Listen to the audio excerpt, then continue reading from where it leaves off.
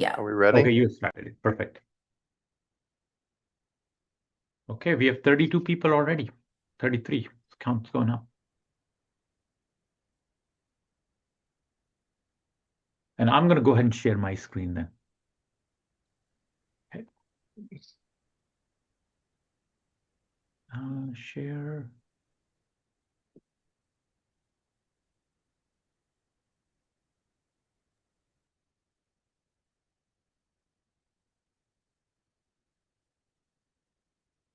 Oops.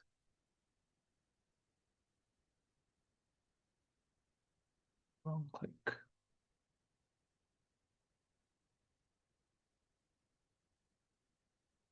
All right.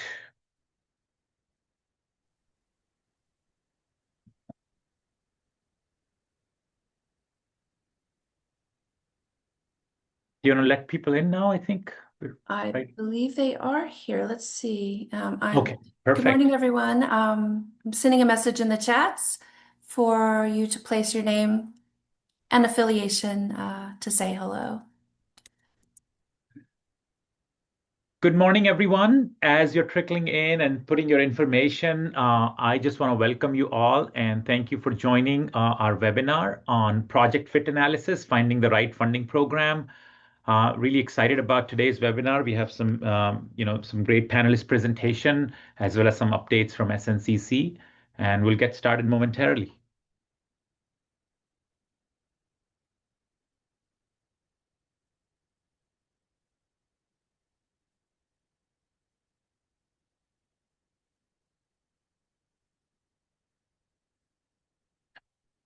Okay.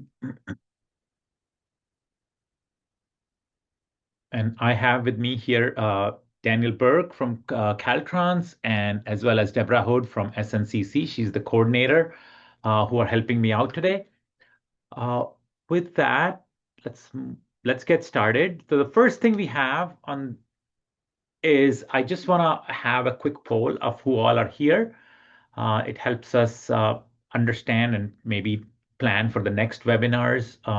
If you could provide your affiliation information via poll as well.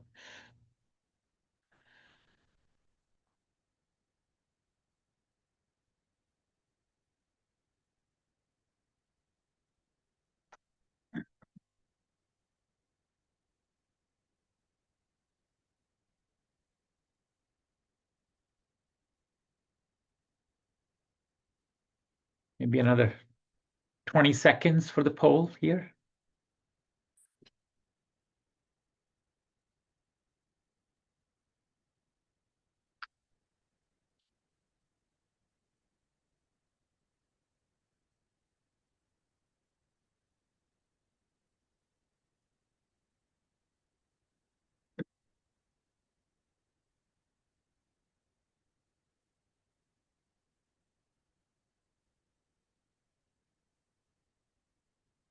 Well, thank you for participating in the poll. It's good to see that most of our stakeholders are represented here.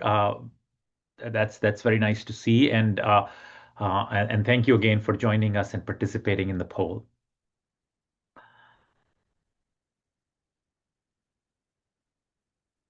Okay, 1 second. Right.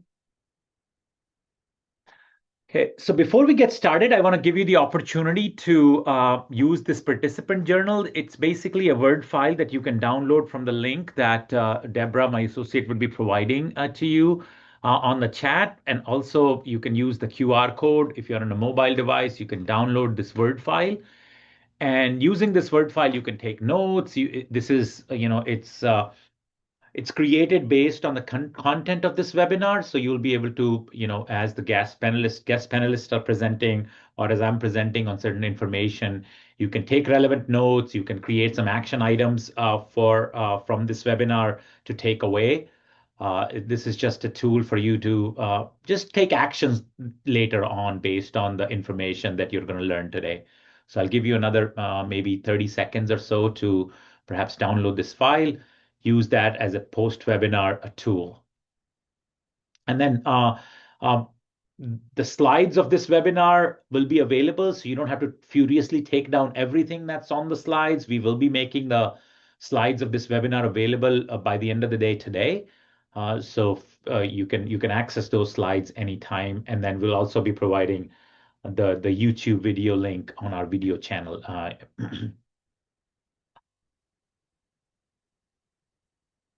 With that, let's move on to the agenda for today. So the agenda is I'm going to be providing some updates from Safety Navigator for California Communities, our program here.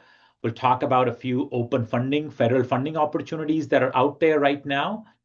And then we'll have our panelist presentation. Really excited about that. So I want to thank Leslie Sanders and from Trinidad Rancheria and Josh Pelachowski from DKS Associates, who will be here and sharing their experience on different grant programs that they have, supported communities with or have brought the funding to their community. And then we'll have some opportunity after each presentation, but then also after both presentations, we'll have some opportunity to engage in some dialogue, some questions and answers, if you have some comments, and then we'll have some wrap up and next steps and acknowledgements at the end.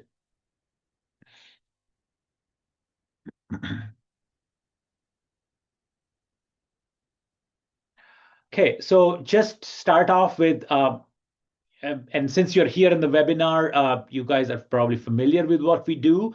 But just to give you a brief background, we are a statewide no-cost training tailored to federal discretionary grants, particularly in the area of traffic safety.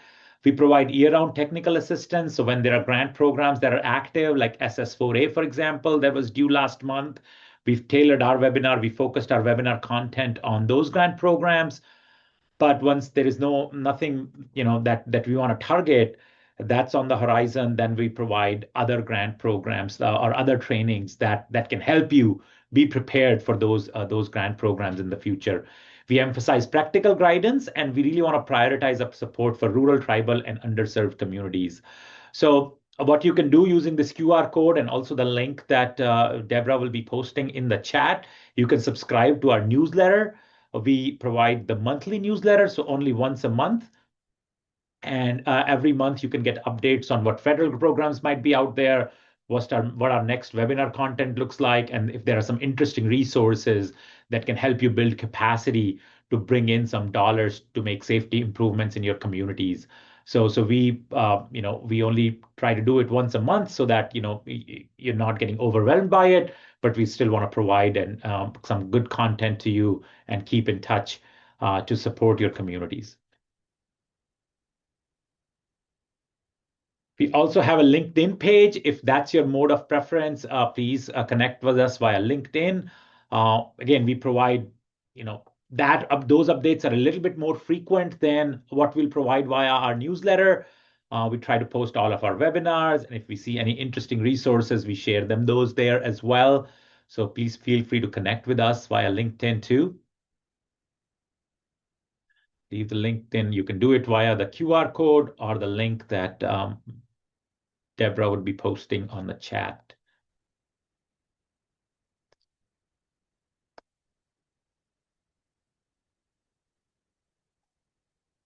Next up, we have our YouTube channel. So this is the YouTube channel where we post recordings of all of our past webinars and including this webinar. So that video will be available pretty soon as well. Deborah, I want to make sure that we are recording this. Yes, we are. Okay, perfect. Yes. So recording of all this webinar as well as all the past webinars will be available to you. I just want to highlight that, if you want to check out some what we did in our past webinars. So we've done some past webinars on specifically focused on the build grant back in February. Then we had a webinar on how we can do quick build projects, where to find funding for these quick build projects. Back in March, and April and May, our webinars were focused on the SS4A program. That No-4 notice of funding opportunity was out there. What you will find if you check our webinars out, what you'll find is that we provide No-4 line guidance, but we go beyond what you will see in the federal webinar or the agency webinars. For example, our guidance is based on folks who have successfully received the grants, folks who've been unsuccessful in receiving the grants, folks who, are the agency folks that have some specific input that are usually not part of the official webinars that are posted on the agency website. So we try to dig a little bit deeper into what would strengthen your applications. So our webinars are always digging a little bit deeper and giving you some things that you can take away, that information that you won't directly find on the agency website to strengthen your application. Again, as I said, the video of all past webinars and including this webinar will be available on our YouTube channel. And the link is posted in the chat, or you can access it via the QR code. Okay, next up, yeah, this is our next programming. What we're going to do for July, our next month's webinar. As I said, we offer webinars each month. So our next webinar will be hosted on July 14th at 9 a.m. Pacific time. We'll be talking about how to leverage safety data to strengthen funding applications. We'll be talking about, crash modification factor, use of crash data. How do we use crash data? And what if your crash data at the location that you want to improve or that you want to, make some safety improvements in, that doesn't have a lot of crash data available at this time, right? So we'll be talking about how you can make the case for safety improvements via the safe systems approach, for example. So I would hope that you will take this time, maybe next 30 seconds or so, to register for our webinar. If you're here, I think you will find that our July webinar would also be of use to you. It's and again, we'll be talking about different funding programs and how we can leverage the safety data. And we'll have some exciting presentations from SafeTrack, from some private consultants, and some federal agency associates as well. So there'll be an exciting content there.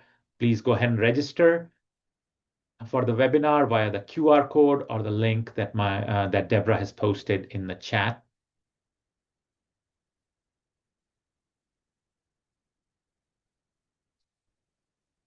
Okay. Give you another 15 seconds to perhaps finish your registration process.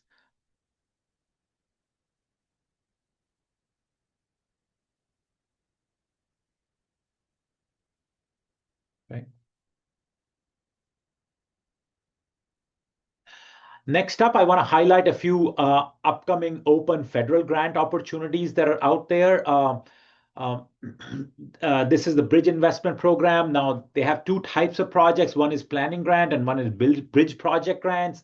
The bridge project grant is open still, due on June 29th. And the planning grant has closed now. It was due June 15th. And I know this is not enough time for any of the agencies that is not already considering this program to apply, but I want to make sure that this is on your radar so you can keep track of it, maybe potentially for next year. If you have some interesting bridge projects that might be coming, then maybe an opportunity next year that you might be able to take advantage of. So, and the link to where you can find more information on the bridge investment program is on the slide, but also Deborah will be posting that link in the chat, so you can click on that, find more information about our bridge investment program.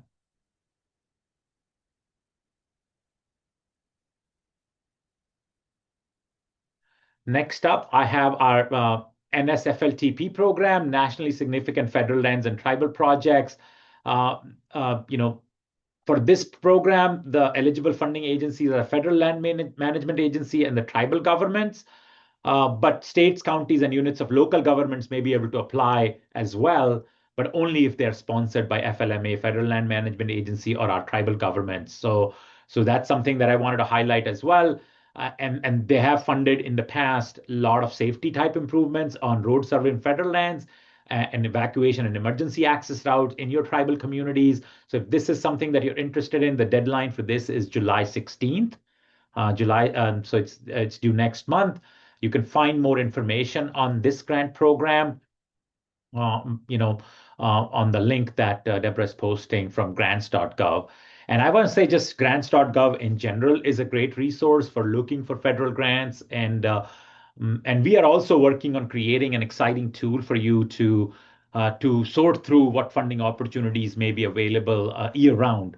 So we are working on that tool. So stay tuned for that in our next newsletter. We are looking forward to sharing that tool that we are developing for folks to be able to see year round what grant programs open when in general, and so that you can keep tabs and be prepared. So these were the updates from SNCC. I'm going to just quickly peek at the chat if there is something there that I can potentially respond to.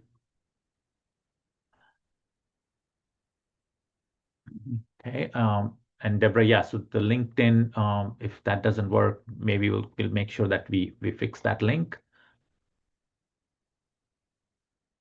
With that, I want to take a pause here, and I want to invite my panel members. First, Leslie Sanders from Trinidad Rancheria, and then after Leslie, Josh Pilachowski from DKS Associates to do their panelist presentation. After each presentation, we'll probably have a few minutes of question and answer session. And then we'll bring in Josh after Leslie's presentation and a short question and answer window. And right after that, we'll have opportunity to ask questions of both panelists after both presentations are done. So without further ado, I will stop sharing here and invite Leslie to share her screen and start presenting. Welcome, Leslie. It's all yours.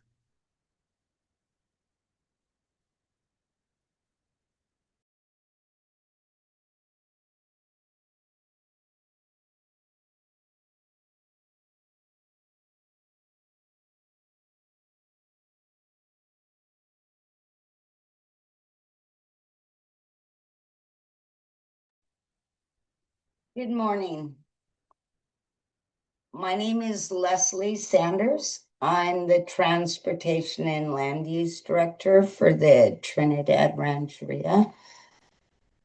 I would like to thank Cal Poly, Caltrans, everyone for giving me this opportunity and for giving all of us the opportunity to be a part of the safety navigator community.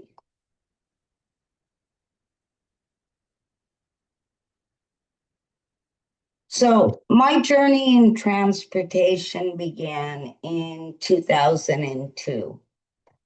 I had no transportation background. I began for the Hoopa Valley Tribe, their roads department. I started in a trainee position.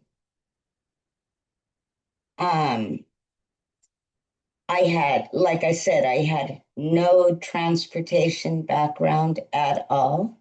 In 2009, I came to the Trinidad Rancheria and I began as their transportation and land use planner. I've learned transportation from the ground up. I learned about maintenance, roads, planning, and project delivery by doing it. Over time, I've moved from coordination and planning into management and leadership. During this entire time, one lesson has become very clear. The best projects aren't the ones with the best grant writer. They're the ones with the strongest foundation.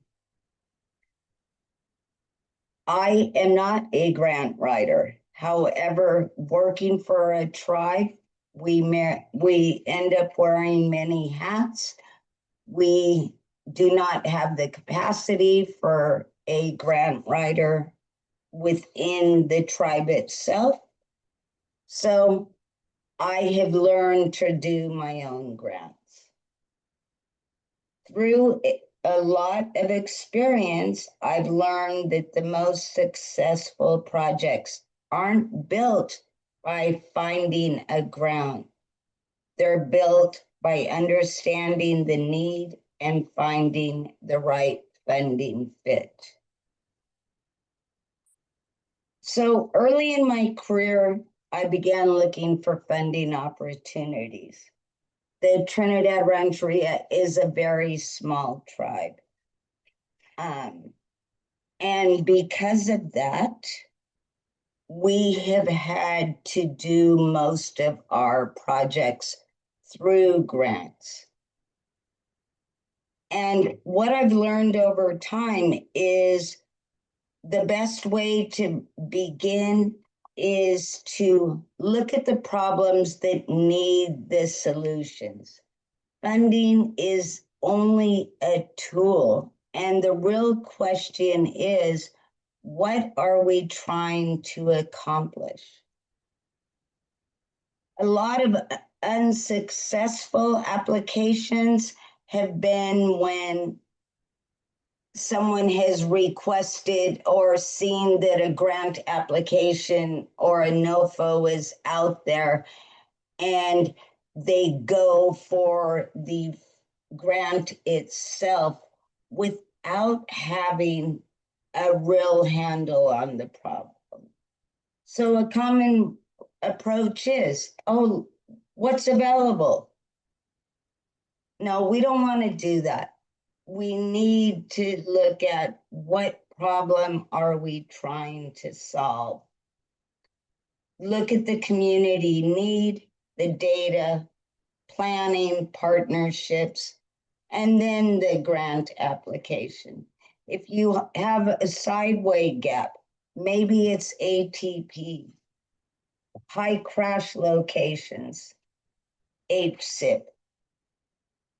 SS4A was community-wide safety planning. So what is project fit analysis? It's basically matching the project need to the funding source. Before we start pursuing any grants, I always ask myself, what problem am I trying to solve? Who's benefiting? What data do I have that actually supports the need? What outcome am I seeking? Because all grants are basically funding programs that have been set up to solve different types of problems. So if we recognize that the goal is not to force a project into a grant, the goal is to find the grant that naturally aligns with the project, we'll have a much better outcome. So different funding programs solve different problems. SS4A, it's basically been safety focused. It's been based on reducing fatalities and serious injuries, planning and implementation. And it's a great, or was a great tool for communities that needed a roadmap before construction. The HSIP program, the Highway Safety Improvement Program, has basically been data-driven. It looks at documented safety concerns. It looks at crash history, which is very important within HSIP. ATP, it's basically been focused on pedestrians, bicyclists. It looks at promoting sidewalks, trails, crossing, community connectivity projects. And then state and federal funding is often broader and more flexible. It looks at infrastructure, access improvements, resiliency, and economic development. In order to have a competitive application, you need to be able to show why the project belongs in that funding program. So I'm just using one of our projects as a case study, which has actually incorporated all of these different funding sources. The US 101 Trinidad Area Access Improvement Project has been a priority project of the tribe since probably, I want to say 2007, before I started working with the tribe. Some of the current challenges are US 101. In 1960, the BIA gave Caltrans right of way for US 101. When they put US 101 through, they fragmented the tribe's trust lands. We have tribal members that live on the east side of the highway, and all of their governmental social services are on the east side. I'm sorry, on the west side. So the tribal members have begun using US 101 as their trail to get to their services. So we have tribal members crossing 101. We have our tribal governments on the west side.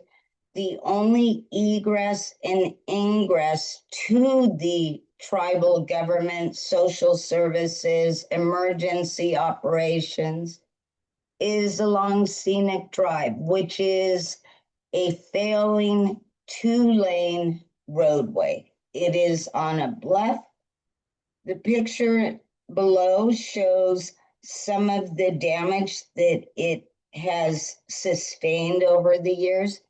I will say that currently Scenic Drive, right before the entrance to the tribe's main government services, has failed. I have a project going on right now, an emergency project, because Scenic Drive did fail. So it is down to a 1-lane road. So when we started going after this, we looked at what are we going to do?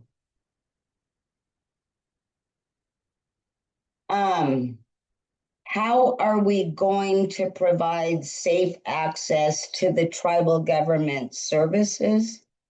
It's not just a transportation project. This is a project for the people, for them to be able to obtain health services, community programs, for them to be able to have future community development. It is a project about safety and quality of life. The transportation problem is really a community access problem. So we began looking at our different, excuse me, how we could move this project forward. Initially, we began with tribal funds to actually develop an idea. We then used Caltrans grants, and this was back in 2009 when we really began using the different grants. We used an environmental justice grant to do community engagement, to understand the community's priorities. We then used a Caltrans sustainability grant to do our long-range transportation plan. We worked with our regional services, and we were able to get a STIP grant in 2009 to begin the initial advancement of the project. In 2012, we used tribal transportation funds. We have used the bridge program. In 2022, I did a comprehensive safety action plan, which would allow for future implementation.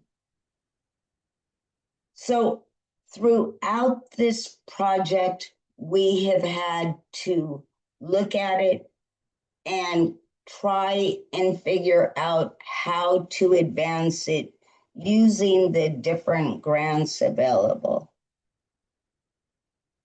We have been able to move the project along because we have done it in small sections. So when we look at the US 101 project, we were looking at potential funding fit. We had the safety concerns.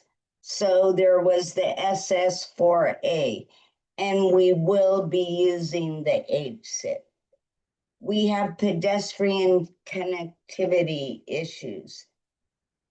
For a portion of that, we will be looking at using ATP for the trails and for the walking. The road and bluff stability problems, we have used both state and federal mitigation. We are looking at the different infrastructure programs in order to help.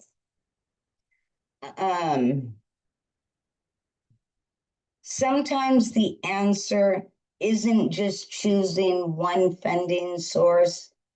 We have had to strategically combine several.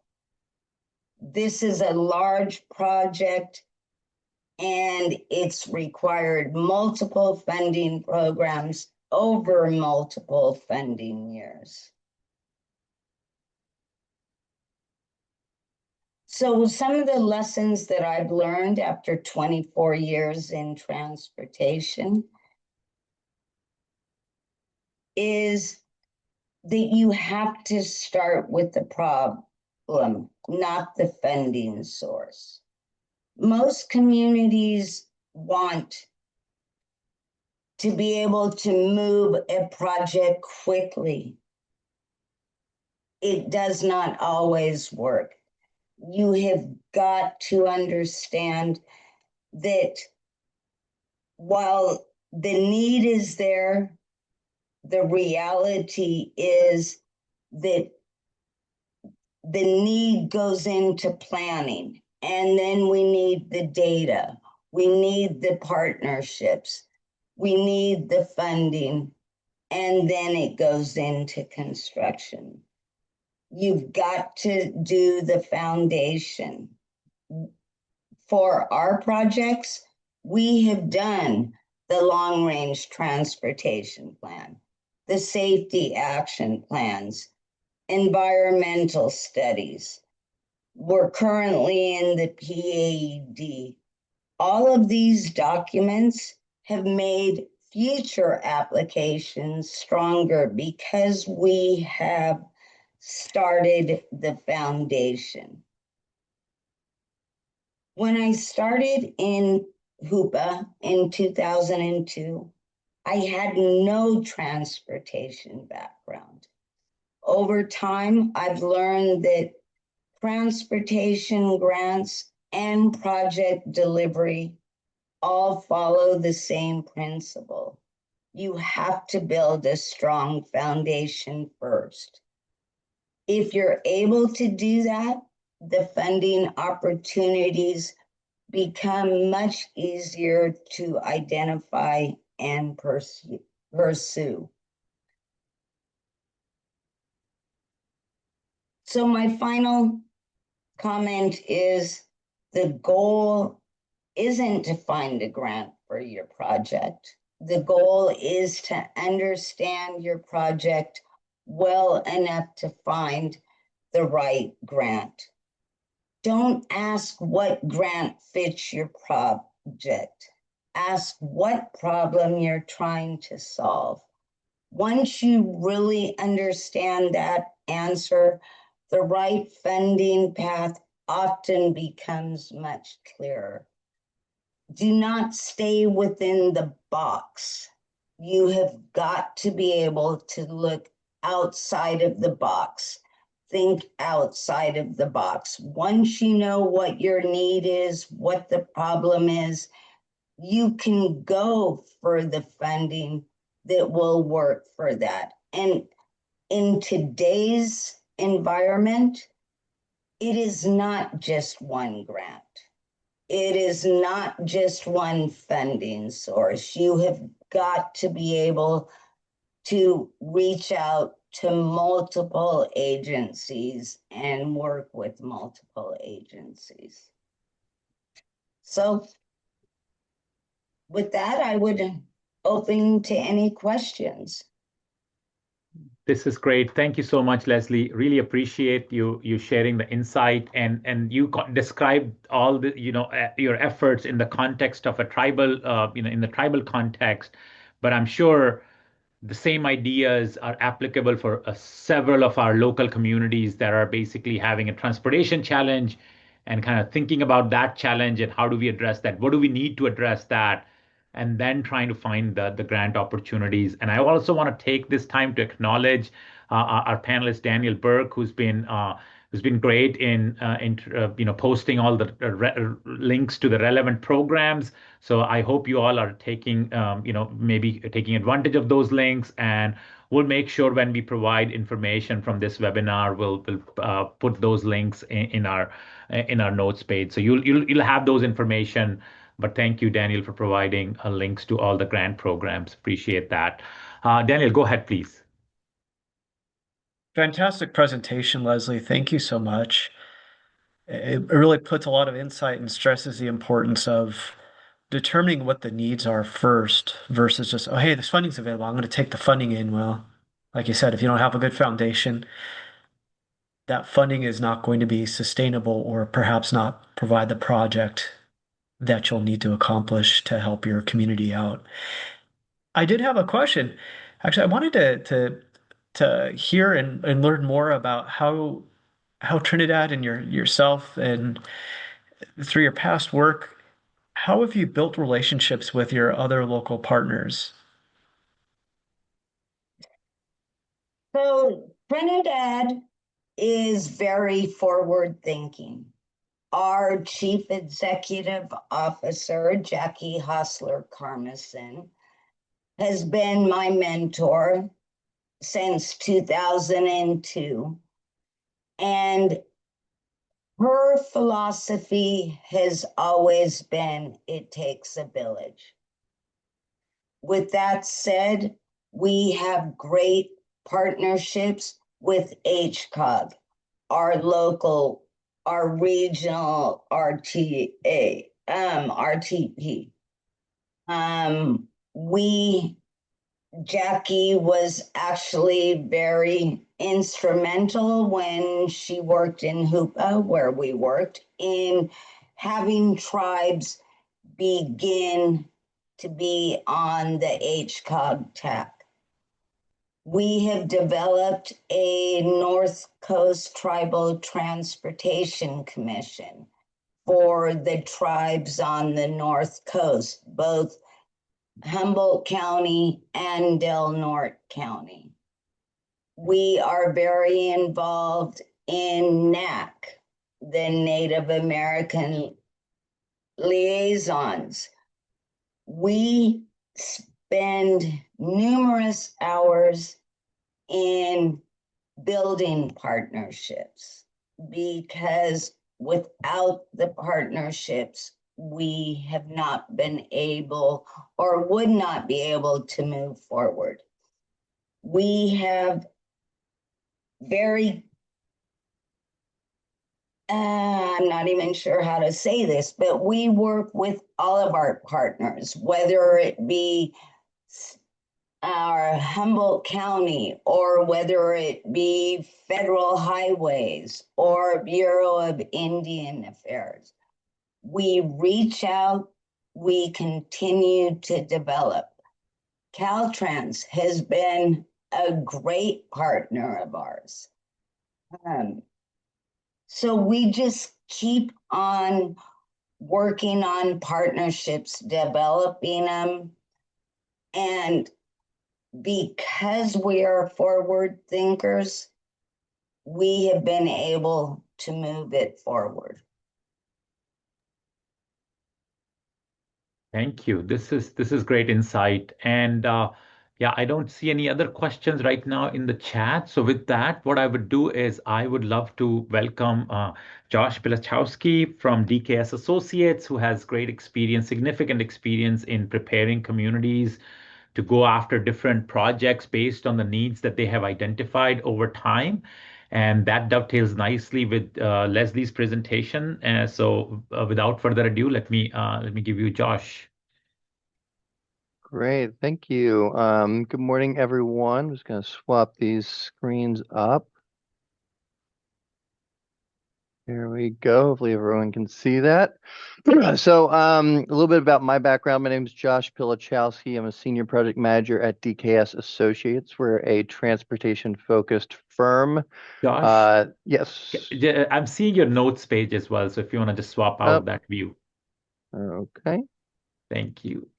We did this just fine in practice, and now. Yes, I know it did. And yours was the one that worked the best in Yeah. practice. So this is this showing? There we go. Yeah, this is working. Okay, perfect. Thank you. Thought I'd done it. Okay. So yeah, I've worked at DKS Associates for the past 15 years. Actually, just hit my anniversary, and I've spent the last 10 of those years supporting jurisdictions in identifying and applying for grant funding. During that time, I've gained a lot of experience as I think the grant landscape has continued to become more and more competitive as there has been more and more focus on identifying projects. I think 10 years ago, grants were maybe something that a small portion of jurisdictions applied for. And then as Caltrans began to invest more and more in supporting jurisdictions statewide in safety planning projects and encouraging to go after grants. As a result, that landscape has continued to change and evolve as our understanding as a practice and as a transportation community has also continued to change and evolve. So it's been a real fun journey during those 10 years, I think, in continuing to grow with this and with the jurisdictions I've been able to support. So the first thing is really recognizing that whenever you have a project or a list of projects that you're interested in implementing, as you know, as Leslie said, a lot of these programs or a lot of these projects are eligible for more than one grant program. The mistake is not trying to apply to something that you're not eligible for, but it's trying to align that project or that list of projects with the program where you have the best chance of really highlighting the purpose, aligning the purpose of your project with the purpose of that grant. Making sure that you're using those resources that aren't limitless to apply for a grant program where the scoring aligns with what that grant project is strong about. So once again, to align with Leslie's presentation, before you pick a grant, you have to pick the story. What is the narrative? What are you trying to tell? The program follows the story, not the other way around. I do want to take a quick moment to kind of recognize that while programs like SS4A have funded transformative projects, we just heard about one. As of today, that specific door is closed for new applicants. But that same preparation, that same idea does translate into what can be open now. For agencies looking to make a near-term decision, we'll give options for other grant programs. And at the same time, the SAFE system did build the action plan grounding, the severe and fatal injury focusing, data focusing at a federal level. While in California, we have had some of those focuses earlier, but it continues to really bring it to the forefront. So we're going to treat that as evidence and make sure that we still build these stories moving forward.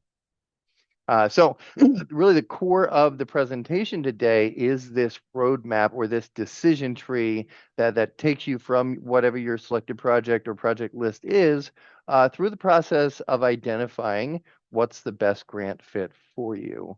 So 2 questions are going to drive every branch. What evidence can your project prove, and does the program that you identify score it?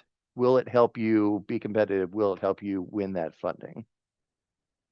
The first sort of item that is the project ready? This is maybe that fundamental question, maybe one of the most important questions. Do you have a documented safety need? Is there crash history? Is there an identified systemic risk? Is it identified in your high injury network or as a priority project? Has the community identified this as a concern? Is it included in an existing plan, whether that be a local road safety plan, a comprehensive safety action plan, active transportation, safe routes to school, corridor studies, in your CIP? There's a ton of places these projects can be identified, but just making sure that it is documented somewhere is often a critical step in making sure that you can push this forward to implementation. And the third question, is there a defined scope and phase? Do you know where the location is? Do you know what the specific countermeasures are? Do you have at least a planning level cost estimate? Are there no risks? And finally, do you have the capacity and do you have the local match for the application burden? All of these things are critical items. And if you go down the list and the answer is no for some or for all of them, then maybe it's not ready for that grant, but that doesn't mean that you don't have options. As an alternative, if there's a clear safety need, but you don't quite have a strong implementation project foundation yet, there are plenty of planning and scoping funds available. Caltrans provides sustainable transportation planning grants. Regional agencies provide planning funds through their processes, their support for corridor studies, scoping studies, community-based planning, active transportation planning. All these planning grants allow you to do the upfront work with that funding you need to go through procurement, establish a consultant partner, build partners throughout the local and regional agencies, and move that project forward so that when you do move forward to implementation, you have that strong foundation, that strong story that you need to be successful. Step 2 is building the project profile, making sure you go through this list of elements and you have a full understanding of what you're looking for and what defines your problem. So what is the safety issue that you're looking to solve? Who benefits? What parts of the community are really benefiting from the project? What countermeasures are you proposing? Are you shovel ready? Do you still need to go through the design? Is it in your CIP? What's the scale of it? How big is this going to be? Is this a systemic city or countywide implementation, or is this a hotspot? Is this something you're coming in and trying to fix one location? What is the evidence that supports the need? This is going to really drive that funding question. How much, when do you need to have this done? And then really who the primary agency should be in terms of who should lead that grant, though we do have, partnerships when multiple agencies do come together, even as a region, to put forth a funding application. We're going to dive now into HSIP. So in terms of what the best fit is for HSIP, that's the Highway Safety Improvement Program, really comes down to reducing fatalities and serious injuries through eligible safety countermeasures. HSIP has a very well-defined process with a list of eligible countermeasures, and it really depends on your ability to show a benefit through crash reduction. And to show that benefit, you actually have to have those high severity crashes have already occurred. So it's a very specific niche, even though it is a very broadly applied grant funding program. It does come with a significantly lower narrative burden. Most of it is driven by purely quantitative inputs. So once again, the big question is, does this project fix an existing crash pattern? If it's a project that's really focused on comfort, access, aesthetics, that doesn't give you any points here. Now, if you have that strong crash-driven, countermeasure-driven project, all those additional elements can be folded into that project. So it's not one or the other. But you do need to come at this with a purely quantitative foundation. I've been doing a lot of sort of personal research lately over the past several years, looking into the history of funding in HSIP. It's one of the programs that I've probably spent the most time supporting agencies over the past decade. And the mechanism, and we're going to dive in a little deep here, the mechanism, it really comes from purely that benefit cost ratio for the benefit cost ratio applications. There are set aside. There is a funding pool for set aside applications, but the funding caps are lower.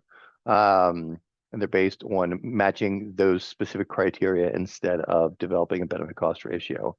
The cutoff for this program really moves from cycle to cycle because there's an pre-established pot of funding, and pretty much all the applications are ranked from highest to lowest benefit cost ratio. When the money runs out, the money runs out. So before you apply, we really don't know what that funding threshold is. It can vary quite wildly from cycle to cycle. Back in cycle 8, right around when the SSARP program was funded, the threshold was a 3.5. It only took a 3.5 to be funded, and that quickly rose as that planning money was injected into the state, going from a 3.5 to a 7 to a 12, all the way up to an 18. Cycle 11 required a benefit cost ratio of 18 to be funded. Now, interestingly enough, last cycle, cycle 12, actually saw a significant increase in the amount of funding that was available, while at the same time, we saw a big drop in the number of applications, and therefore applications that were funded that cycle. Now, the hope is, as this continues, there's another big injection of money with cycle 13 expecting about 370 million, which is a big jump even over cycle 12. That this cycle will see a resurgence in applications, but at the same time, that means that maybe that benefit cost ratio increases again. So quick insights for this grant program. You want to make sure you pre-screen with that HSIP analyzer. You understand where you're coming out in that benefit cost ratio, and then evaluating whether or not a set-aside category or a systemic bundle should be pursued in parallel, or even a sort of a graduated benefit cost ratio package as well. There's going to be a webinar as soon as the NOFO comes out pretty soon that will go through a lot of this in much more detail. So to do a quick case study for this, this is really a textbook HSIP candidate. There is a well-established crash history with high severity crashes. It's a project. These are all imaginary, kind of just demonstrating. But the projects identified in the LRSP, maybe it includes curve warning signs, edge line rumble strips, and high friction surface treatments. A lot of these are low cost, high effectiveness. With readiness, there's a documented need. You already have a planning cost estimate, so you can calculate that benefit cost ratio really well. So yeah, between the quantifiable crash reduction, proven countermeasures, this is really a slam dunk HSIP application. Now, moving on to the next big grant program, the Active Transportation Program. Best fit projects for this really align with the purpose of the grant program, which is to increase walking and biking while improving safety and mobility for non-motorized users, really focused on equity and disadvantaged communities. So the best fit projects here are going to be projects supported by active transportation plans, bike and ped master plans, safe routes to school, trail crossings, projects that have a strong outreach component, a strong equity component, and a demonstrated safety need and that plan support. Now, sort of in comparison with HSIP, ATP has a significant narrative lift and documentation burden. To be successful at ATP, you really need to make sure you've got all the boxes checked, including the pre-work. You can't kind of just come into this given the clear checklist and the highly competitive nature of this grant program. Vehicle projects that just have a bicycle or pedestrian element tacked on really aren't going to be successful with this grant program. Now, in terms of the current timing, we're really not aligned for the statewide funding package right now. The call did open in March, and applications are due in about 6 days. So with those statewide recommendations expected at the end of the year, along with adoption. However, many regional MPOs and regional transportation planning agencies do provide a funding program that supports the statewide. So I would encourage you, if you're not dotting the I's and crossing the T's on your statewide application, really deciding whether or not you'll pivot to either that regional ATP opportunity, or honestly begin preparing for cycle 9, which will come in around 2 years from now. And honestly, if you look at the goals of the statewide program versus the regional program or MPO, sometimes projects align better with the regional priorities than they align with the statewide competition. So it really is a choice whether to go for those statewide funds, the regional funds, or kind of do both of them to hedge your bets depending on the results. So a case study for that one, maybe we've got a downtown street grid project. It's been identified in a safety action plan. Maybe you had been planning to pursue SS4A implementation funding, and you weren't able to get that application done in time. So we got a documented need. We've got that plan and high injury network support. You've got a very well-defined scope. You might have a preliminary cost estimate. The project, maybe it's a road diet, a pedestrian crossing upgrade, and it's got that adjacency to schools where we're going to add in some traffic calming components. That framing plus the active transportation, things like the school access and the equity, all of these provide really strong evidence that this could be a high scoring project. And we're landing right on that ATP direction, maybe with a statewide or regional strategy, depending on the timing, depending on your readiness. Now, moving on from those two big programs, let's dive into those state and regional capital programs. These are really a great option when you're looking at a corridor package, not standalone countermeasures. Maybe they involve cross-cutting safety, mobility, transit, operations, multimodal elements. You have a couple options right here. You've got the State Transportation Improvement Program. I think Daniel put links to that earlier. The current one was adopted in March 2026. The next cycle will be around 2028. There is the Local Partnership Program for agencies who have eligible local transportation revenue to leverage. The new cycle programming for that will be fiscal year 2027, 28, and 28, 29. Finally, the Solutions for Congested Corridor Program. Both the LPP and the SCCP are SB1 packages, but it really is critical for these opportunities. These aren't throw together a grant really quick. They do require coordination with your MPO or your RTPA, with the County Transportation Authority, with Caltrans, or some CTC programming process. These are really ones that you don't just start writing by yourself. They're ones that you come in with a strong partnership and coordination. So closing that loop, to go back to SS4A for a moment, SS4A really did help normalize safe system framing, action plan grounding, that focus on data as a core foundation with that analysis and equity-oriented safety strategies. So even if SS4A is not open right now, that framing, that evidence really does remain useful. Maybe you were unsuccessful with an SS4A grant in the past. All that pre-work doesn't just disappear. that can really be leveraged into another opportunity. So how do we translate the work you may have already done to a different grant opportunity? If it's got a strong benefit cost ratio and there's eligible countermeasures, boom, right to HSIP. If it's really focused on the bike, the ped, that access, and you've got that strong narrative support and that equity and outreach components, push it to ATP or regional ATP.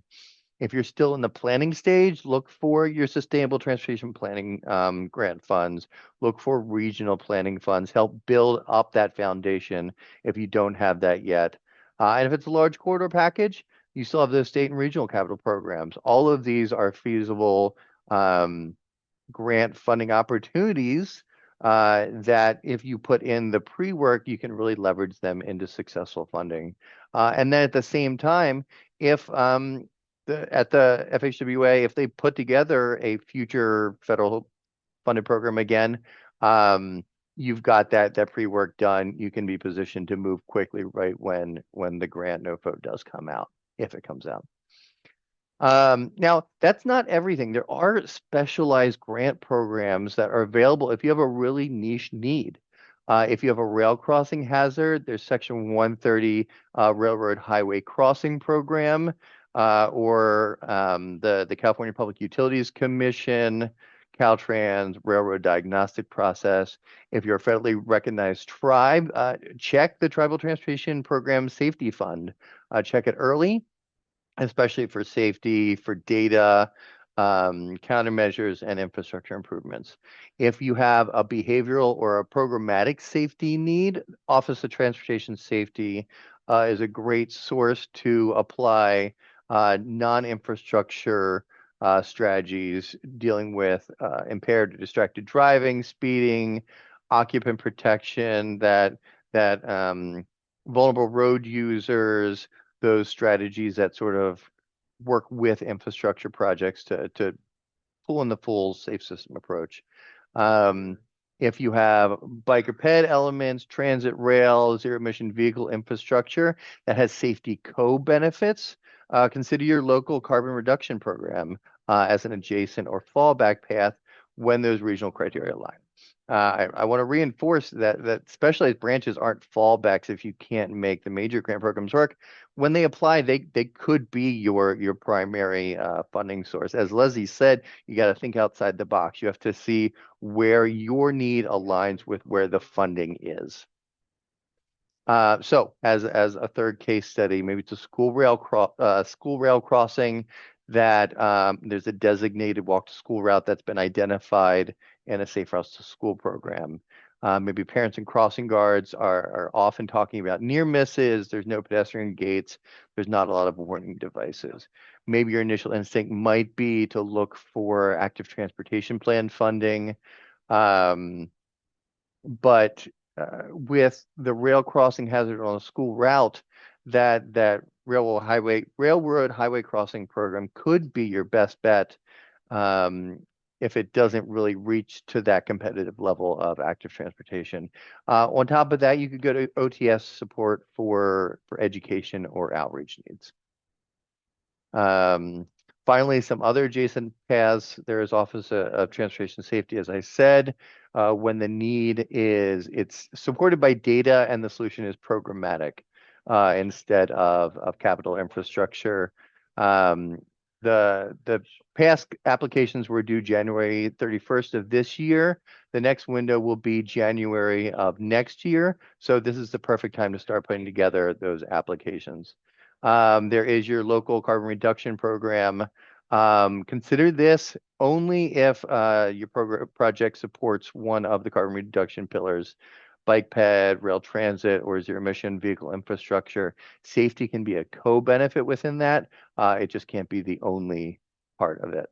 So yeah, if you have a vehicle safety project and it doesn't hit any of those pillars, you're really not going to have a path through carbon reduction. So to sort of start the wrap up, what are the outputs of this decision tree of these choices and project foundations? You can apply now to a primary program. HSIP cycle 13 is coming up real quick. You can shift paths to a different program than you had originally assumed or were targeting, like the rail crossing instead of ATP. You can phase the project and say, you know what, I'm going to stick to planning or scoping now. I'm going to look for those sustainable transportation planning grants. I'll deal with implementation later instead of trying to package that all together. You can bundle the project. Maybe you've been looking at one hotspot, but you realize that if you look systemically, there's opportunities to leverage crashes that have happened at other similar locations that maybe by themselves don't have the benefit cost ratio. You can put them all together into a systemic HSIP application that maybe can bring up that threshold and make it more competitive. Alternatively, you can split the project. You can pull the infrastructure through HSIP or ATP and put the programmatic elements if they're pulling down your benefit cost ratio through OTS or ATP non-infrastructure. Maybe you just need to find the right partner or sponsor, work with your MPO, work with your RTPA, find that regional support to maybe combine and bundle with other projects. And finally, there's always the option to not apply, build that stronger foundation, determine what you need, take a step back and not rush into spending those resources on a grant application where you might not be successful, setting yourself up for success in the future. So is it the right time to apply? Are you going to score well? This is maybe the biggest thing. Once you understand your project, you understand what grant you're going for. If you're not going to score well, then you can gain a little bit of insight into where you didn't hit the criteria, but are you willing to spend the resources right now to not get that grant funding? Is the program currently open? Understand the cycles. I went through a couple of them today. If you're not sure when it's going to come out or it just passed, maybe you can spend that time prepping or pivoting to a different program. Would a small or a phased project score better? Would bundling score better? Would you benefit from more planning, outreach, cost refinement so that you can put together a high scoring project next cycle? Do you have the right partner involved?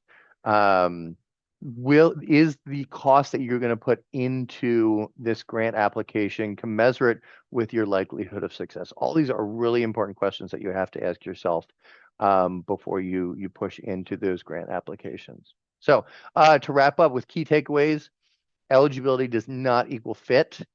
Make sure you're matching your project's strongest evidence to the grant where that scores well. If your project's not scoped, fund the planning first. Worry about building that foundation, building that narrative. Don't force it into an HSIP or an ATP project when that competitive level is so high. HSIP rewards numbers, ATP rewards narrative, equity, outreach, purpose. State regional programs reward partnership and scale. And finally, specialized branches, whether it's rail, tribal, behavioral, emissions, these are all valid opportunities. When they apply, they might be the best fit for your program. So with that, I'm going to say thank you, and hopefully that was helpful and happy to take any questions. Thank you so much, Josh. This was great, great information, great nuts and bolts information after Leslie gave us the overview. And I really like how it all fits in together, right? In some ways, you have to know your project, you have to know your issues that you're trying to address, and then you find what's the best fit. So I really like how the framing from Leslie's presentation follows and gets to your presentation. So really appreciate the insights. And there was a question about the slide copy of the slides. We don't have the copy of the slides that we can share at this point. We haven't put it in a shared drive, but they will be available pretty soon here. So sorry about that. But are there any questions in the chat? I do have one, but I'm going to just monitor the chat. If there are any questions from the audience for Josh, we would welcome it. And while folks are looking to maybe perhaps ask their question, one question I had was, you talked about the benefit cost ratio for the HSIP grant and how, it changes from cycle to cycle. One concern that we have with the safe systems approach, for example, sometimes the benefit cost ratio may not be as high if you take the safe systems approach where you're trying to improve locations which maybe not have a detailed crash history at this time, but they have all the characteristics.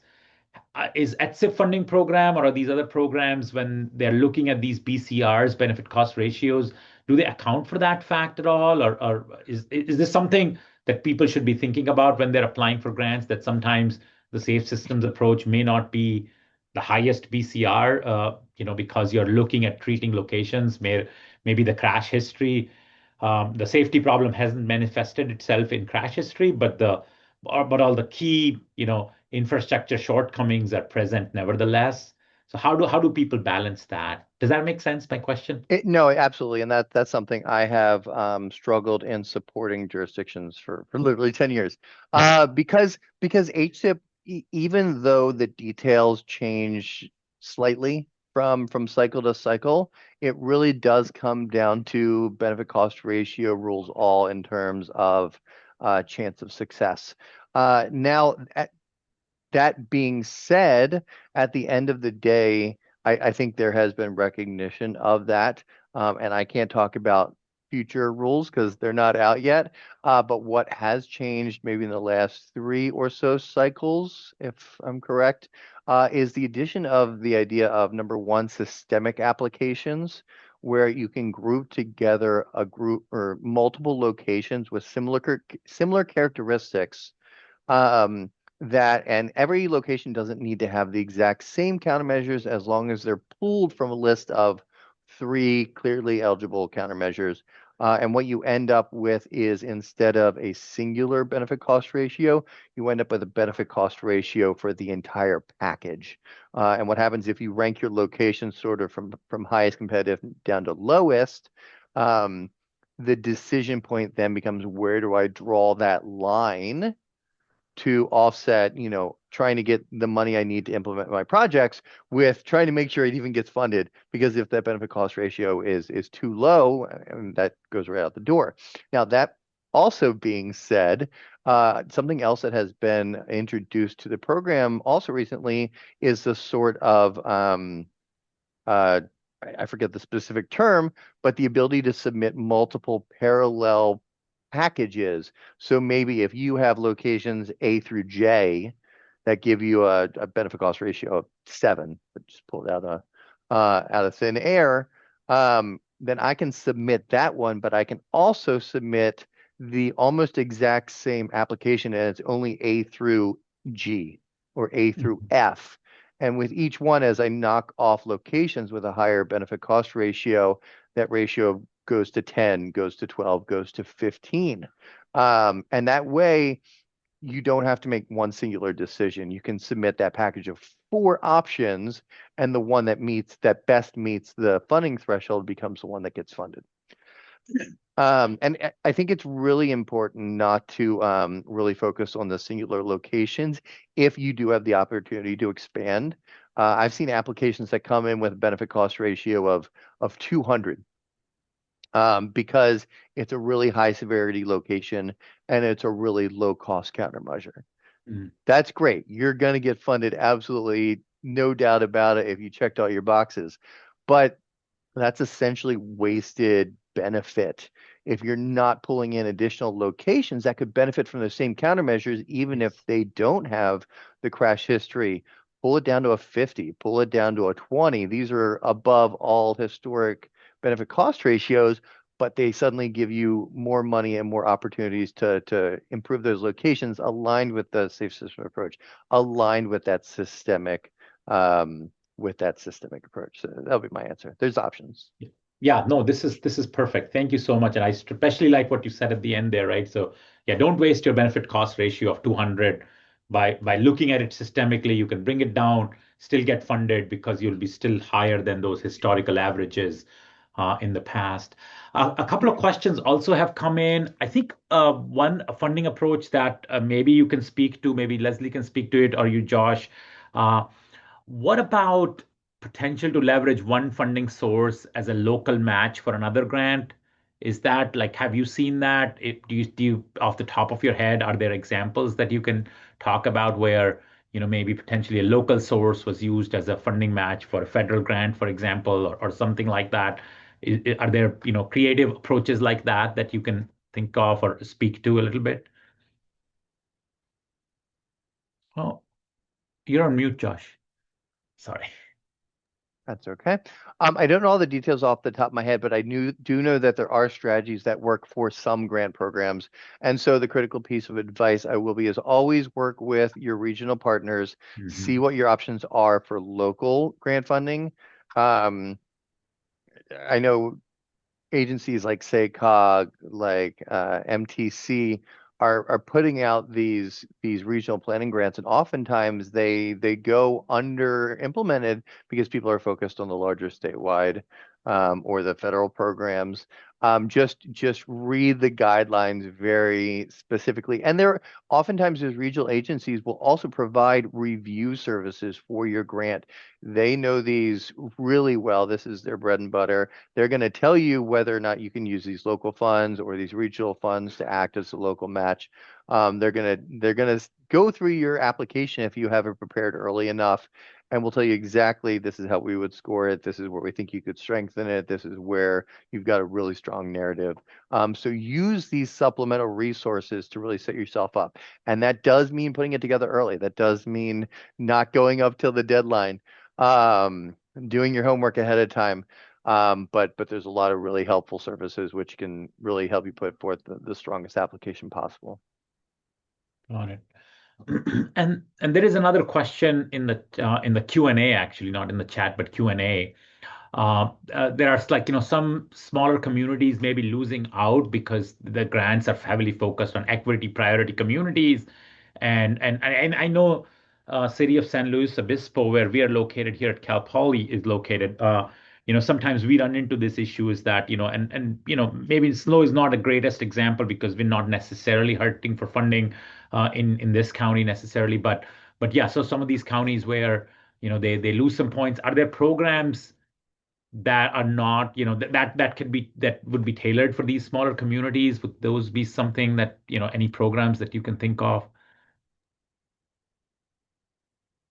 So the main thing I'll say here is with programs like ATP as an example, um, if that's the scoring criteria and that's going to take you down 15 points right from the beginning, you're probably not going to get those funds. So, I mean, it's kind of like the same thing with HIP. If you don't have the existing crash history, you're not going to get the funds unless you use the set aside, and that's much smaller. And that's why it is so important to understand the narrative, understand the constraints of these grant programs to make sure you're putting your resources in. What I would say for the communities that are not within those disadvantaged community areas that do have extra funds that they can apply, use those funds to put together the best package you can. Use those funds to start pre-planning, to start building up, do the outreach events, make that case airtight. Do the pre-work that identifies where your benefit is. It doesn't just have to be crash reduction. We've got GHG reduction. We've got VMT reduction. We've got there's plenty of grant programs out there. A lot of them do have the equity component, but there's plenty that don't. So I would say use those resources to find the one that best aligns with your need, and spend that time, spend that money to build that ironclad package. Got it. Thank you. Oh, okay. Are there any other questions, either in Q&A or in the chat? Those. There are no further questions. What I'll do is I'll go back to my slides, and I want to again acknowledge my panelists, Josh and Leslie. Excellent job sort of framing the discussion from a big picture from Leslie, and then from Josh about nuts and bolts of different programs and some examples of types of projects you can get funded, and then some great insights on the Q&As that came in. So really appreciate that. Again, I want to acknowledge my coordinator, Deborah Hood, who's running everything behind the scenes, all of this logistics and managing all of this processes with the webinar. So really appreciate, Deborah, your role in posting the link. And she's also posted the two presentations in the chat. So if you are eager or download these presentations right away, you can see those. I want to thank our partners from CalTAP at Cal State Long Beach for promoting our Safety Navigator programming. So if you heard about us from them, uh, so I want to acknowledge their support. And I also want to have an ask for you all here. If you think you have colleagues in California communities that can benefit from SNCC programming, please share this presentation, share our webinar signups, or share our newsletter sign up links with your colleagues. We would love to connect with as many people as possible because, I was just talking to on a one-on-one discussion, on one-on-one session that we provide just yesterday from some one of our colleagues in Southern California cities, and I was told that they mentioned that they had they were working on an SS4A planning grant, but ultimately they did not submit it because they couldn't find answer to some questions. And when I looked at those questions, I felt like we could have answered those questions for them and have helped them prepare that application and submit that application. So that was a bummer for us. But what we want to have happen in the future is not have folks miss out on those opportunities. So we would really appreciate if you can share this program, SNCC Safety Navigator for California Communities, with your colleagues throughout the state. We would really, really appreciate it. And again, last but not the least, Daniel from Caltrans's Division of Local Assistance, he's our contract manager. He helps us connect with our communities, our local stakeholders, and also he's been providing great links and insight throughout the presentation in the chat. So I hope you were able to click on some of those links, and I've been copying those links into our documentation. So that will be one of the helpful resources that will be available to you after our webinar. So please check that out. So thank you, Daniel, for providing all the support that you've been providing us. Thank you for providing the CalTAP link as well. And this brings me to my last slide. Whenever I can click on it. Yeah. So first of all, I would appreciate a feedback survey from you guys if you can provide feedback on today's webinar, but also what topics you would like us to cover in the future. The second link is about one-on-one assistance that I was just mentioning. If you can click on this link, that takes you to my calendar, and you can schedule at half an hour, no cost to you.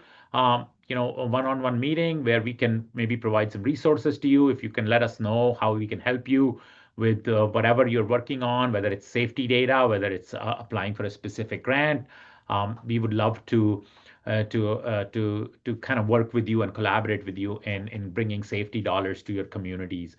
And then last but not the least, I want to highlight our July webinar link as well. So you can, so that last QR code takes you to the July webinar, and Deborah will be posting these links in the chat window as well. And also, if you have any questions or any suggestions for us or anything that we can do to support, please feel free to email us at safety-navigator@calpoly.edu. We'd love to hear from you and would love to connect with you as well. So with that, I'm going to just quickly monitor the chat if there are any questions. Perfect. Yeah, thank you. So with that, thank you so much for attending. I really appreciate it. That's all we have for today. Hopefully you'll join us for our July webinar on leveraging safety data. And the last link on this slide takes you to that registration page.